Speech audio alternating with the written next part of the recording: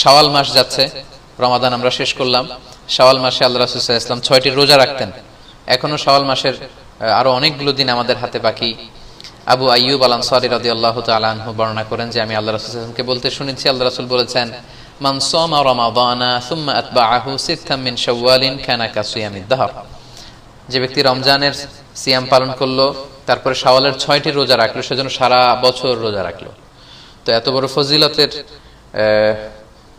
সিয়াম যেন আমরা নষ্ট না করি। আমরা অনেকে হয়তো রাখিনি, সামনের দিনগুলোতে আমরা রাখবো, এখনো সময় আছে।